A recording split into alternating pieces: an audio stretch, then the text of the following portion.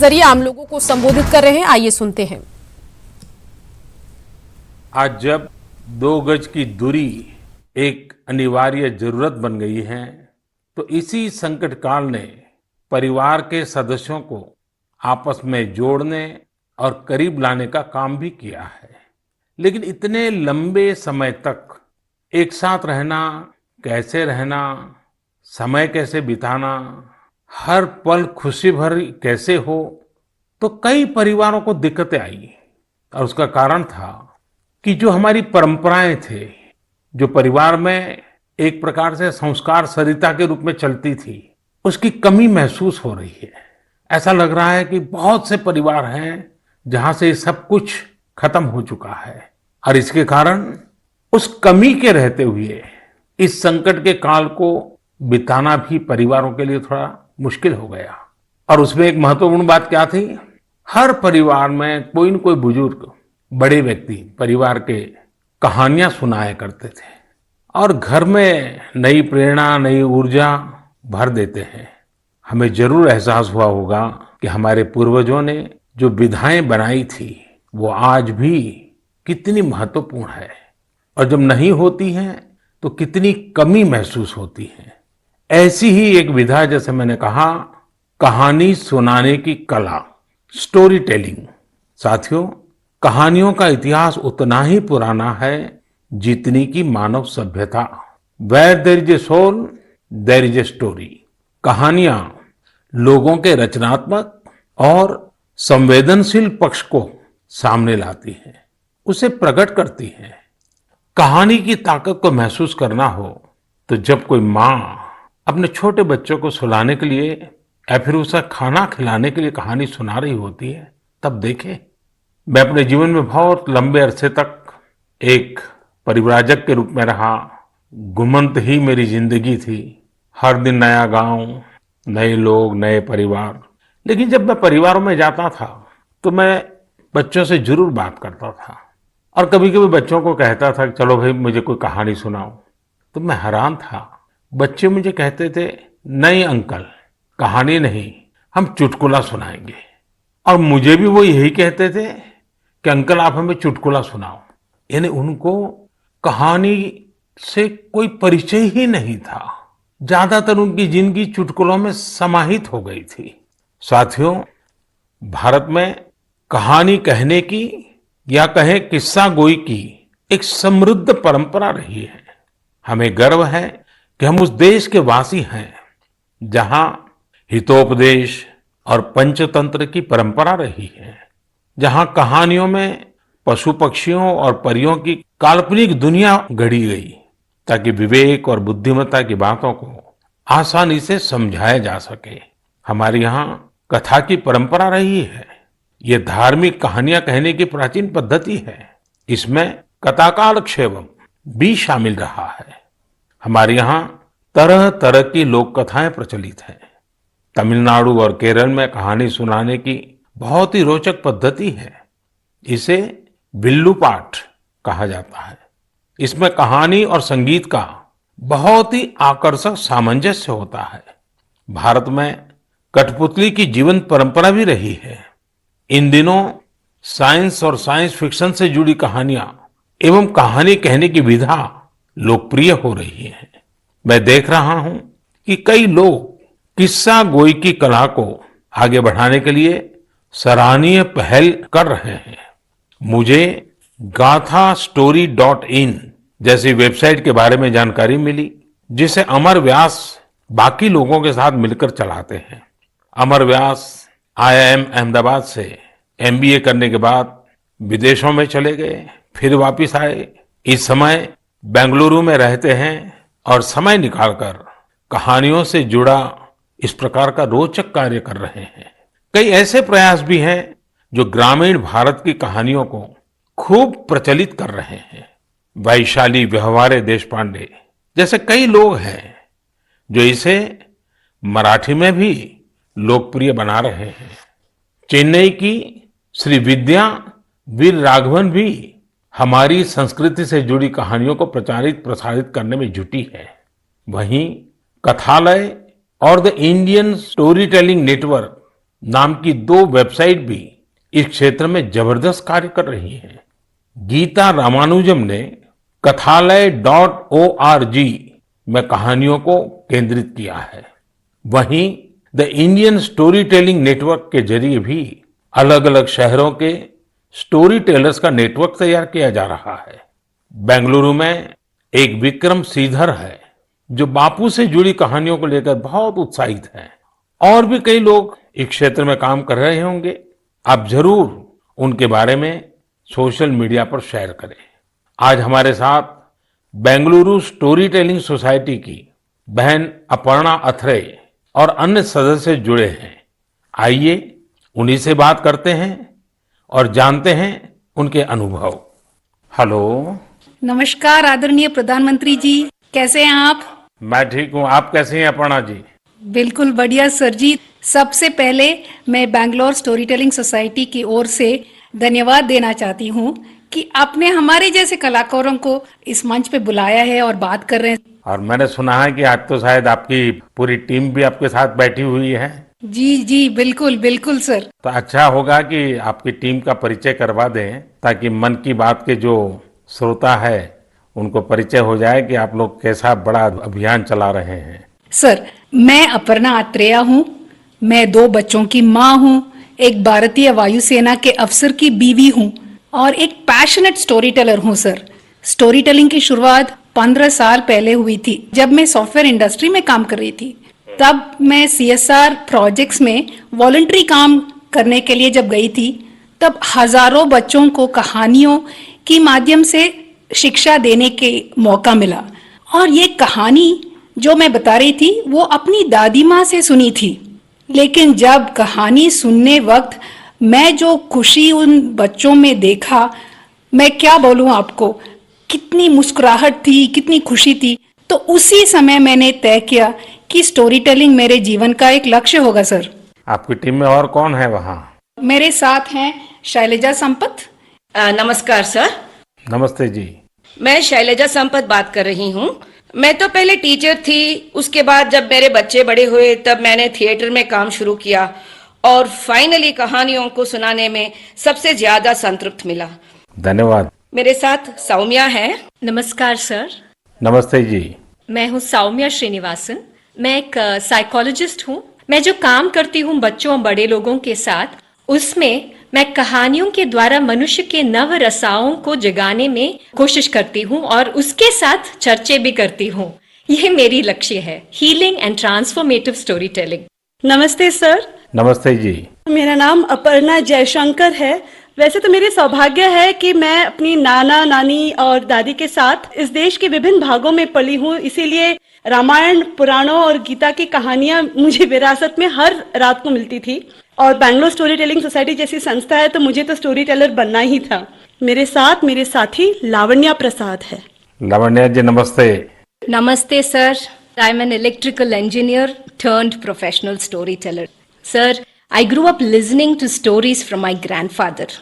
I work with senior citizens in my special project called Roots, where I help them document their life stories for their families.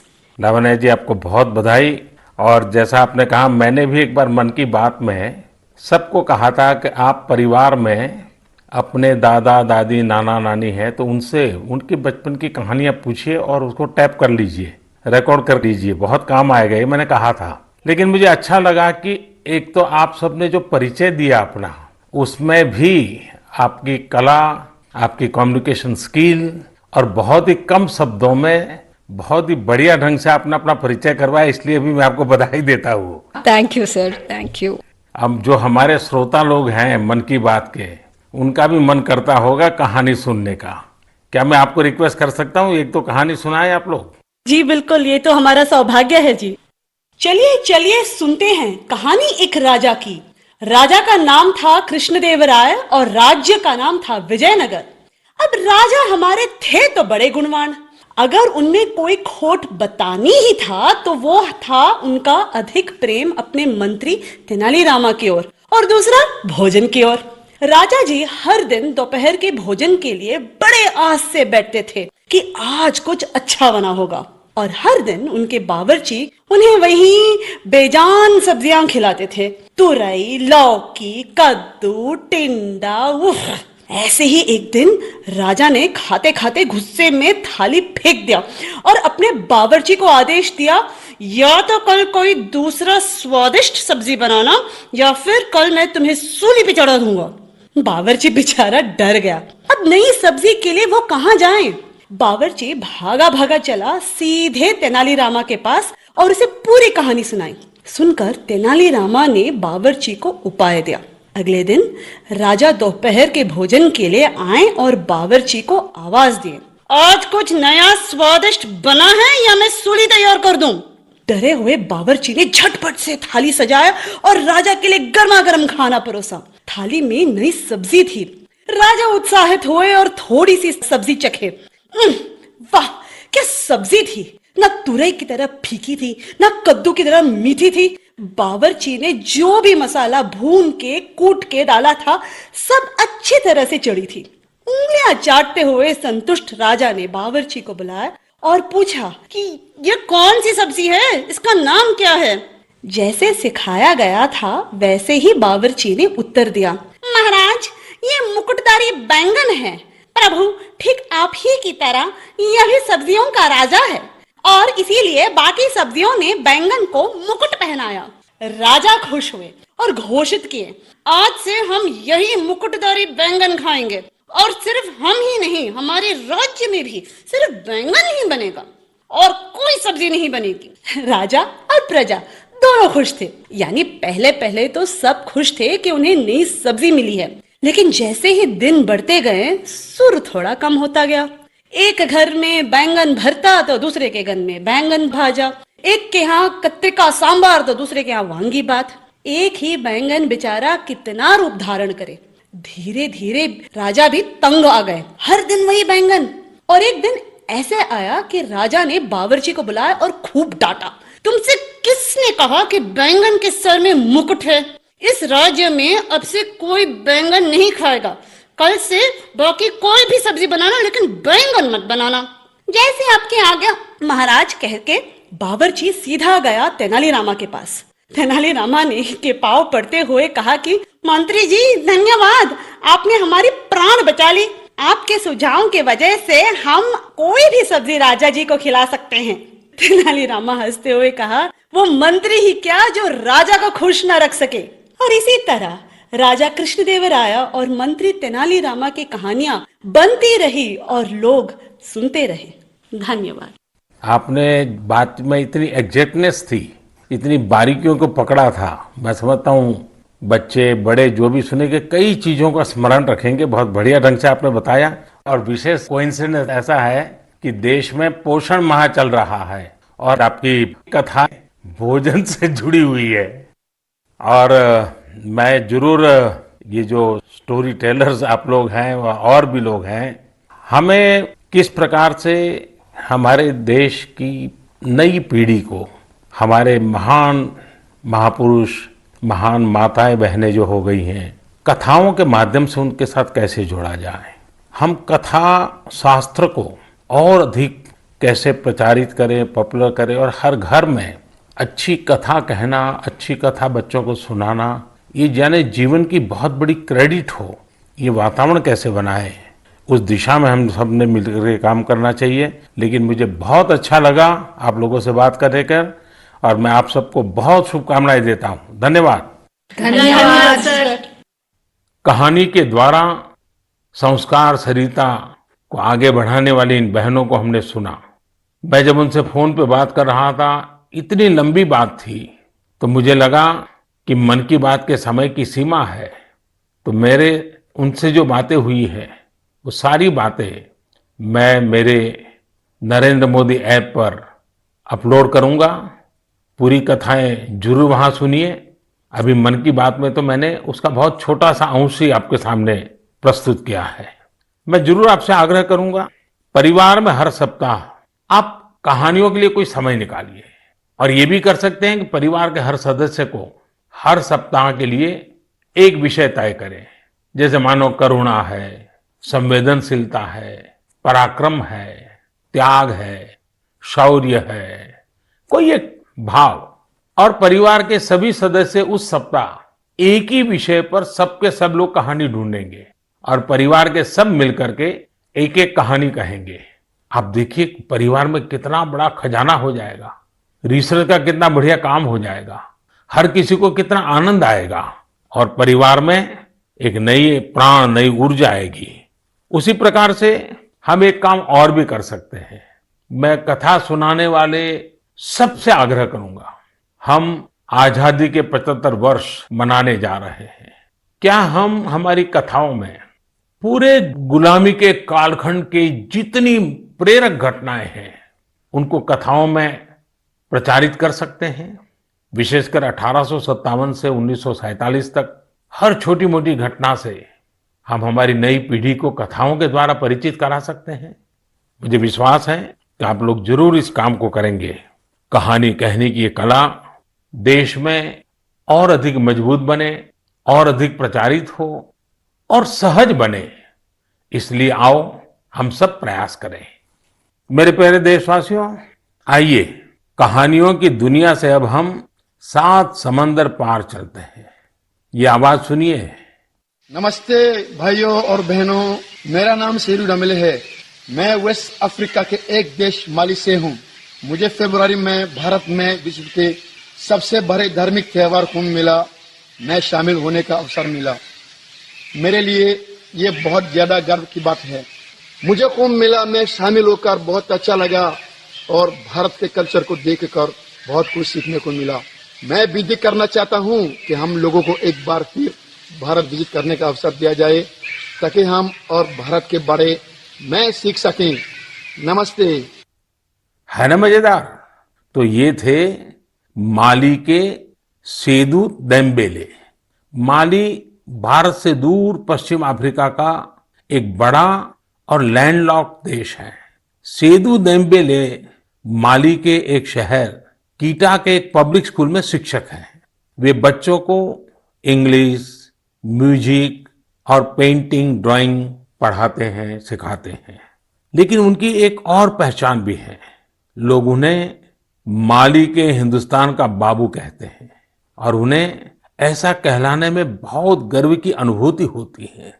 प्रत्येक रविवार को दोपहर बाद वे माली में 1 घंटे का रेडियो कार्यक्रम प्रस्तुत करते हैं। इस कार्यक्रम का नाम है Indian frequency on Bollywood songs. इसे वे पिछले 23 वर्षों से प्रस्तुत करते आ रहे हैं। इस कार्यक्रम के दौरान वे फ्रेंच के साथ साथ माली की लोक भाषा बमबारा में भी अपनी कमेंट्री करते रहे और बड़े नाटकीय ढंग से करते हैं। भारत के प्रति उनके मन में अगाध प्रेम है। भारत से उनके गहरे जुड़ाव की एक और वजह यह भी है कि उनका जन्म भी 15 अगस्त को हुआ था। सेदू जी ने 2 घंटे का एक और कार्यक्रम अब प्रत्येक रविवार रात 9 बजे शुरू किया है। इसमें वे बॉलीवुड की एक पूरी फिल्म की कहानी फ्रेंच और बमबारा में सुनाते हैं। कभी कभी किसी इमोशनल सीन के बारे में बात करते समय वे स्वयं भी और उनके श्रोता भी एक साथ रो पड़ते हैं। सेदू जी के पिता ने ही भारतीय संस्कृति से उनकी पहचान करवाई थी। उनके पिता सिनेमा थिएटर में काम करते थे और वहां भारतीय फिल्में भी दिखाई जाती थी। इस 15 अगस्त को उन्होंने हिंदी में एक वीडियो के माध्यम से भारत के लोगों को स्वतंत्रता दिवस की शुभकामनाएं दी थी।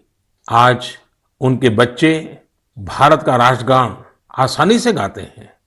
आप ये दोनों वीडियो जरूर देखें और उनके भारत प्रेम को महसूस करें। सेदू जी ने जब कुंभ का दौरा किया था और उस समय वे उस डेलीगेशन का हिस्सा थे जिससे मैं मिला था। भारत के लिए उनका इस प्रकार का जुनून, स्नेह और प्यार वाकई हम सब के लिए गर्व की बात है।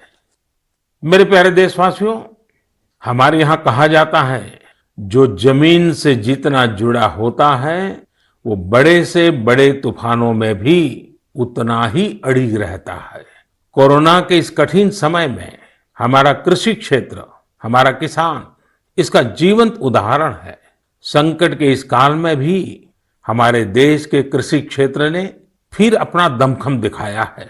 साथियों, देश का कृषि क्षेत्र, हमारे किसान, हमारे गांव आत्मनिर्भर भारत का आधार है। ये मजबूत होंगे तो आत्मनिर्भर भारत की नींव मजबूत होगी।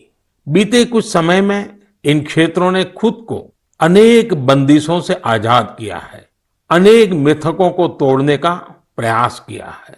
मुझे कई ऐसे किसानों की चिट्ठियां मिलती हैं, किसान संगठनों से मेरी बात होती है, जो बताते हैं कि कैसे खेती में नए नए आयाम जुड़ रहे हैं, कैसे खेती में बदलाव आ रहा है। जो मैंने उनसे सुना है, जो मैंने औरों से सुना है, मेरा मन करता है आज मन की बात में उन किसानों की कुछ बातें जरूर आपको बताऊं। हरियाणा के सोनीपत जिले के हमारे एक किसान भाई रहते हैं, उनका नाम है श्री कंवर चौहान। उन्होंने बताया है कि कैसे एक समय था जब उन्हें मंडी से बाहर अपने फल और सब्जियां बेचने में बहुत दिक्कत आती थी। अगर वो मंडी से बाहर अपने फल और सब्जियां बेचते थे तो कई बार उनके फल, सब्जी और गाड़ियां तक जब्त हो जाती थी।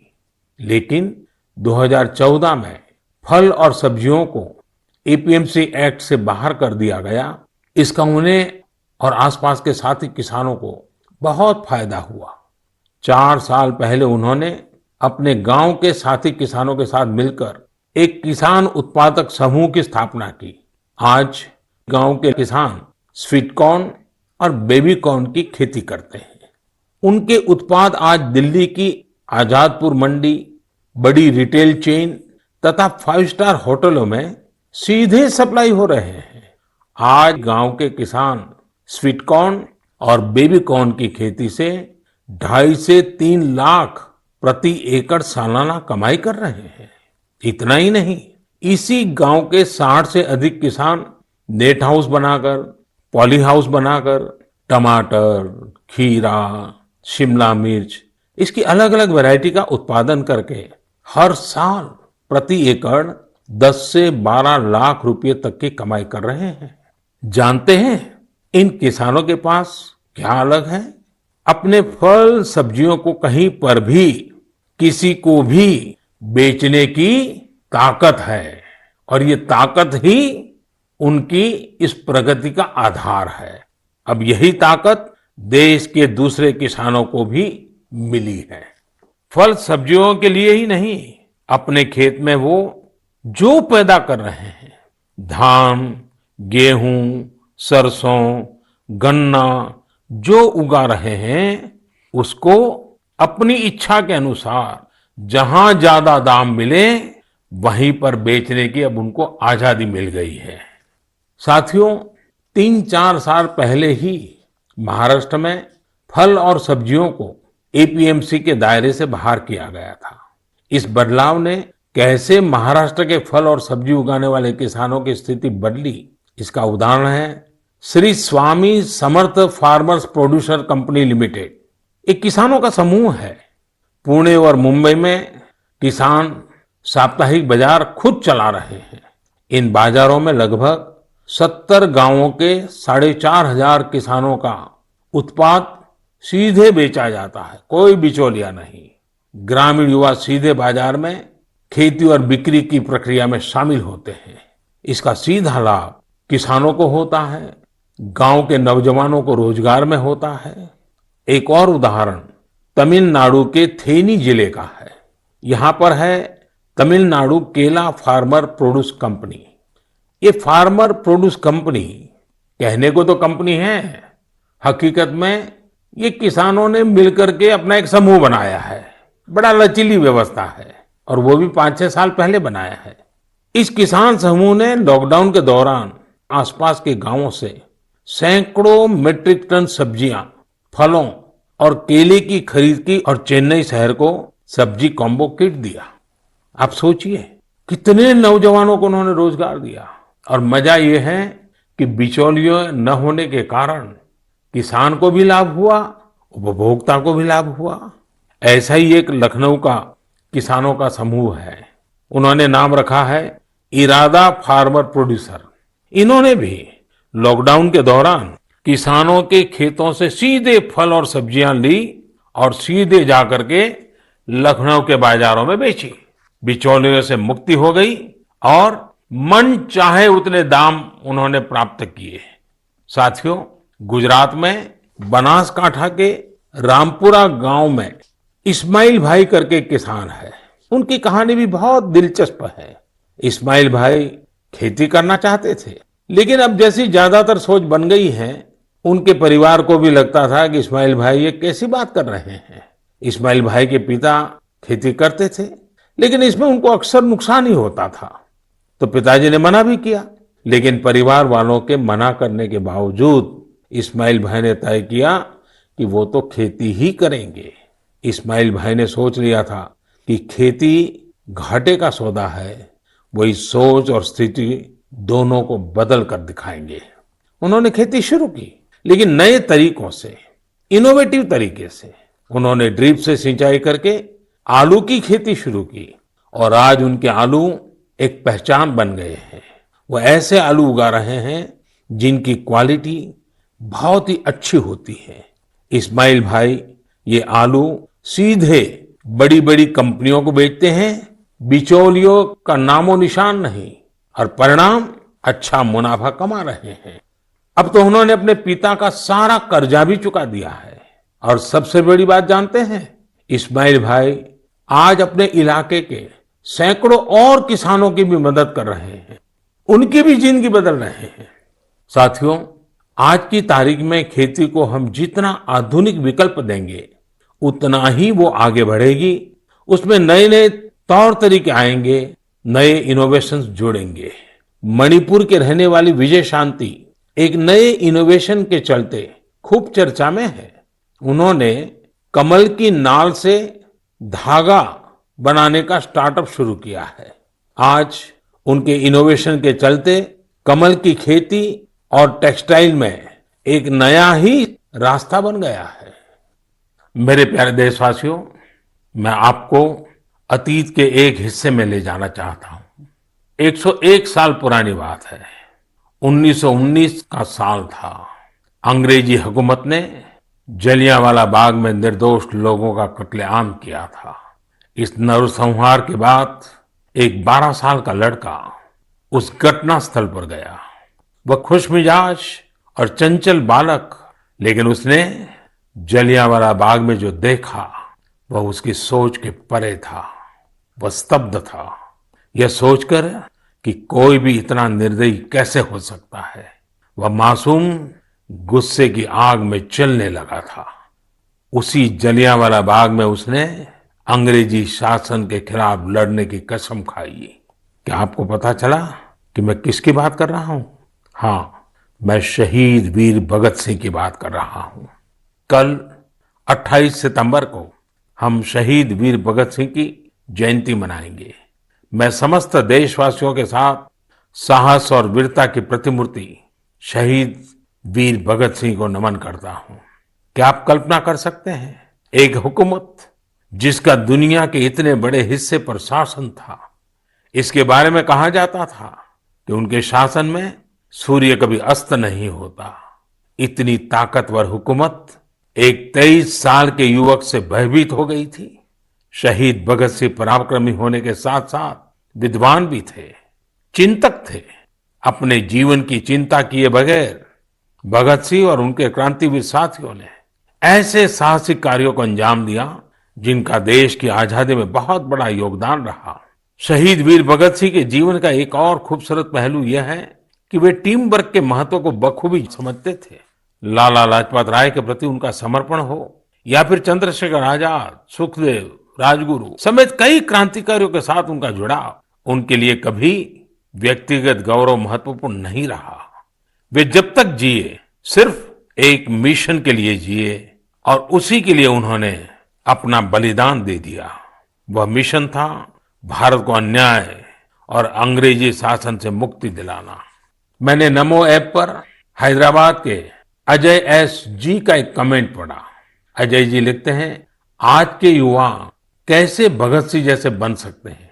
देखिए, हम भगत सिंह बन पाए या न बन पाए, लेकिन भगत सिंह जैसा देश प्रेम, देश के लिए कुछ कर गुजरने का जज्बा जरूर हम सबके दिलों में हो। शहीद भगत सिंह को यही हमारी सबसे बड़ी श्रद्धांजलि होगी। 4 साल पहले लगभग यही समय था जब सर्जिकल स्ट्राइक के दौरान दुनिया ने हमारे जवानों के साहस, शौर्य और निर्भीकता को देखा था। हमारे बहादुर सैनिकों का एक ही मकसद और एक ही लक्ष्य था, हर कीमत पर भारत मां के गौरव और सम्मान की रक्षा करना। उन्होंने अपनी जिंदगी की जरा भी परवाह नहीं की। वे अपने कर्तव्य पथ पर आगे बढ़ते गए और हम सब ने देखा कि किस प्रकार वे विजयी होकर के सामने आए, भारत माता का गौरव बढ़ाया। मेरे प्यारे देशवासियों, आने वाले दिनों में हम देशवासी कई महान लोगों को याद करेंगे जिनका भारत के निर्माण में अमिट योगदान है। 2 अक्टूबर हम सबके लिए पवित्र और प्रेरक दिवस होता है। यह दिन मां भारती के 2 सपूतों महात्मा गांधी और लाल बहादुर शास्त्री को याद करने का दिन है। पूज्य बापू के विचार और आदर्श आज पहले से कहीं ज्यादा प्रासंगिक है। महात्मा गांधी का जो आर्थिक चिंतन था, अगर उस स्पिरिट को पकड़ा गया होता, समझा गया होता, उस रास्ते पर चला गया होता, तो आज आत्मनिर्भर भारत अभियान की जरूरत ही नहीं पड़ती। गांधी जी के आर्थिक चिंतन में भारत की नस नस की समझ थी, भारत की खुशबू थी। पूज्य बापू का जीवन हमें याद दिलाता है कि हम ये सुनिश्चित करें कि हमारा हर कार्य ऐसा हो जिससे गरीब से गरीब व्यक्ति का भला हो। वहीं शास्त्री जी का जीवन हमें विनम्रता और सादगी का संदेश देता है। 11 अक्टूबर का दिन भी हमारे लिए बहुत ही विशेष होता है। इस दिन हम भारत रत्न लोकनायक जयप्रकाश जी को उनकी जयंती पर स्मरण करते हैं। जेपी ने हमारे लोकतांत्रिक मूल्यों की रक्षा में अग्रणी भूमिका निभाई है। हम भारत रत्न नानाजी देशमुख को भी याद करते हैं, जिनकी जयंती भी 11 तारीख को ही है। नानाजी देशमुख जयप्रकाश नारायण जी के बहुत निकट साथी थे। जब जेपी भ्रष्टाचार के खिलाफ जंग लड़ रहे थे तो पटना में उन पर प्राण घातक हमला किया गया था। तब नानाजी देशमुख ने वो वार अपने ऊपर ले लिया था। इस हमले में नानाजी को काफी चोट आई थी, लेकिन जेपी का जीवन बचाने में वो कामयाब रहे थे। इस 12 अक्टूबर को राजमाता विजयाराजे सिंधिया जी की भी जयंती है। उन्होंने अपना पूरा जीवन लोगों की सेवा में समर्पित कर दिया। वे एक राज परिवार से थी। उनके पास संपत्ति, शक्ति और दूसरे संसाधनों की कोई कमी नहीं थी, लेकिन फिर भी उन्होंने अपना जीवन एक मां की तरह वात्सल्य भाव से जन सेवा के लिए खपा दिया। उनका हृदय बहुत उदार था। इस 12 अक्टूबर को उनके जन्म शताब्दी वर्ष के समारोह का समापन दिवस होगा। और आज जब मैं राजमाता जी की बात कर रहा हूं तो मुझे भी एक बहुत ही भावुक घटना याद आती है। वैसे तो उनके साथ बहुत सालों तक काम करने का मौका मिला, कई घटना है, लेकिन मेरा मन करता है मैं आज एक घटना का जरूर जिक्र करूं। कन्याकुमारी से कश्मीर हम एकता यात्रा लेकर के निकले थे। डॉक्टर मुरली मनोहर जोशी जी के नेतृत्व में यात्रा चल रही थी। दिसंबर जनवरी कड़ाके के ठंड के दिन थे। हम रात को करीब 12-1 बजे मध्य प्रदेश ग्वालियर के पास शिवपुरी पहुंचे। निवास स्थान पर जाकर के, क्योंकि दिन भर की थकान होती थी, नहा धो करके सोते थे और सुबह की तैयारी कर लेते थे। करीब 2 बजे होंगे, मैं नहा धो करके सोने की तैयारी कर रहा था तो दरवाजा किसी ने खटखटाया। मैंने दरवाजा खोला तो राजमाता साहब सामने खड़ी थी। कड़ाके की ठंड के दिन और राजमाता साहब को देख करके मैं हैरान था। मैंने माँ को प्रणाम किया। मैंने कहा, माँ आधी रात में? उन्होंने कहा, नहीं बेटा, आप ऐसा करो मोदी जी, दूध पी लीजिए, ये गर्म दूध पी करके ही सो जाइए। हल्दी वाला दूध खुद लेकर के आई। और लेकिन जब दूसरे दिन मैंने देखा तो वो सिर्फ मुझे नहीं, हमारी यात्रा की व्यवस्था में जो 30-40 लोग थे, उसमें ड्राइवर भी थे और भी कार्यकर्ता थे, हर एक के कमरे में जाकर के खुद ने रात को 2 बजे सबको दूध पिलाया। माँ का प्यार क्या होता है, वात्सल्य क्या होता है, उस घटना को मैं कभी नहीं भूल सकता हूँ। यह हमारा सौभाग्य है कि ऐसे महान विभूतियों ने हमारी धरती को अपने त्याग और तपस्या से सींचा है। आइए हम सब मिलकर के एक ऐसे भारत का निर्माण करें जिस पर इन महापुरुषों को गर्व की अनुभूति हो, उनके सपनों को अपने संकल्प बनाएं। मेरे प्यारे देशवासियों, कोरोना के इस कालखंड में मैं फिर एक बार आपको याद कराऊंगा, मास्क अवश्य रखें, फेस कवर के बिना बाहर न जाएं, 2 गज की दूरी का नियम आपको भी बचा सकता है, आपके परिवार को भी बचा सकता है। ये कुछ नियम है, इस कोरोना के खिलाफ लड़ाई के हथियार है, हर नागरिक के जीवन को बचाने के मजबूत साधन है। और हम न भूलें, जब तक दवाई नहीं तब तक ढिलाई नहीं। आप स्वस्थ रहें, आपका परिवार स्वस्थ रहे, इसी शुभकामनाओं के साथ बहुत बहुत धन्यवाद। नमस्कार।